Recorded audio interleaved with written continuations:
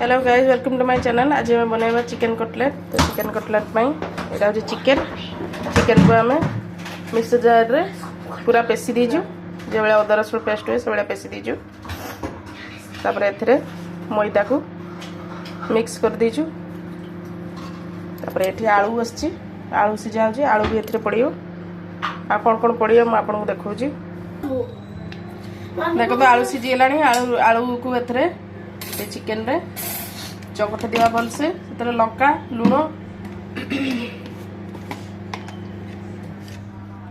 लुण स्वाद अनुसार,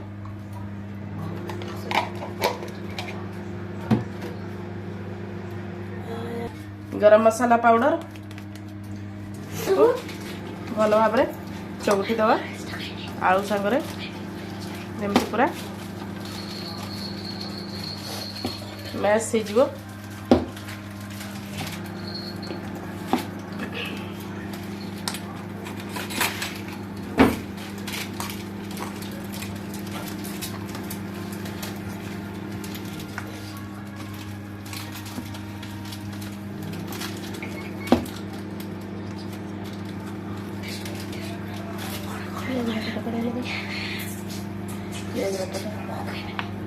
तापर एथरे पियाज बटा पकेइबा। एथरे पियाज बटा पकेइ देले देखो। तापर एते अदा रसुण पेस्ट पकेइबा। तो एथरे अदा रसुण पेस्ट टिके पकेइ देले। तापर याकू पूरा भल भाव रे चारिआडे मिक्स कर दबा। अदा रसुण पेस्ट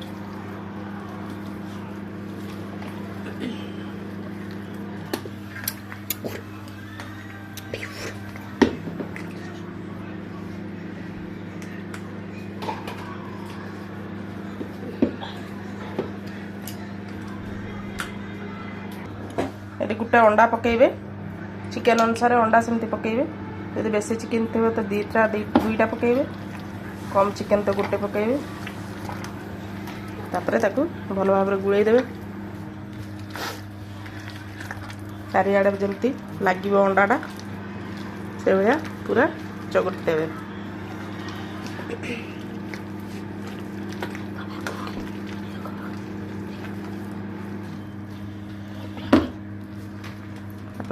आउ टिके मैदा लगे कॉर्नफ्लावर ऊपर गुड़ी दबा पड़ियो धीरे सब दाइ गुड़ दिबो। तापर कटु चढ़ियो।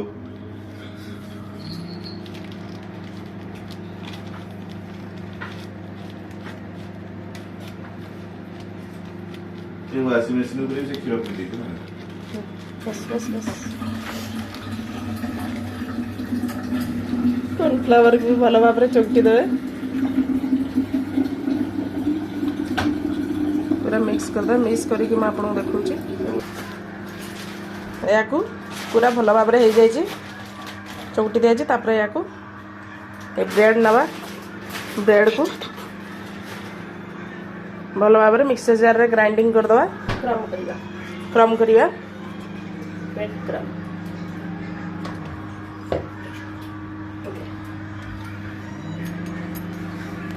एमती छिड़ी की तक पके दवा। छिड़े दवा। तापरे भल भाव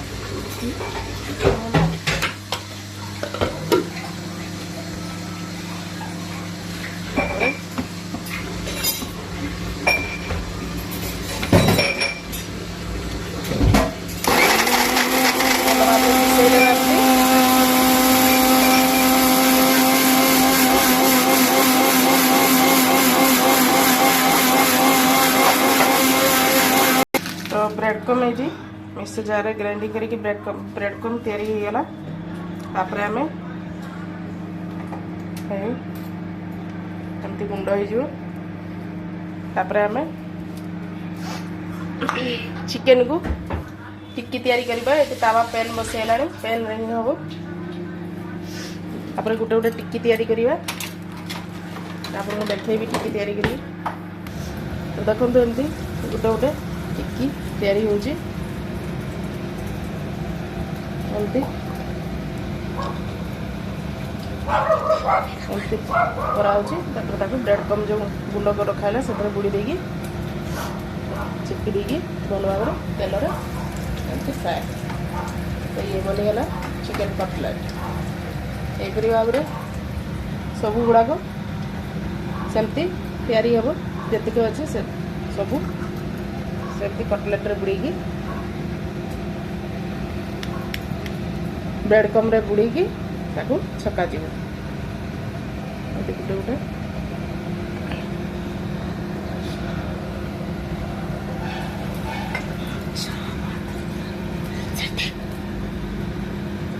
ତେଲ ଦେ।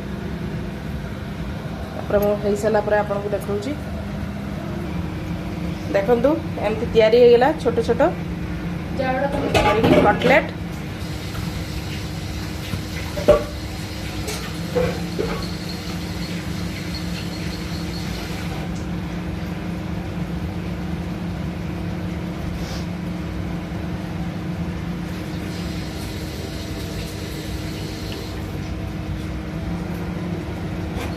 ଦେଖନ୍ତୁ ଗୋଲ ଗୋଲ କରି ପୁରା ବଢ଼ିଆ ଚିକେନ୍ କଟଲେଟ୍ ତିଆରି ହେଇଛି। ଏଠି ଆହୁରି ବି ହେଉଛି। ଏଠି ଦେଖନ୍ତୁ ଆହୁରି ବି ପ୍ରୋସେସିଂ ଚାଲିଛି ଗୋଟେ ପରେ ଗୋଟେ। ଆପଣଙ୍କୁ ଗୋଟେ ଫଟେଇକି ବି ଦେଖାଉଛି ଭିତରେ। ଦେଖନ୍ତୁ ଏମିତି ହେଇଛି।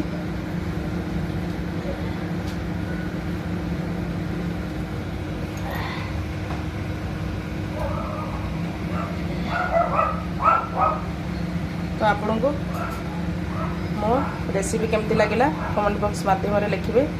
ଲାଇକ୍, ସବସ୍କ୍ରାଇବ୍ ଏବଂ ସେୟାର ବଟନ୍ ଜରୁର ଦବାଇବେ।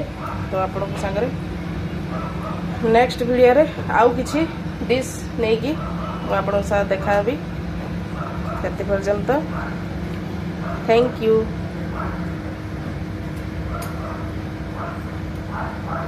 ସେଟା ନଜର ରଖବି ନ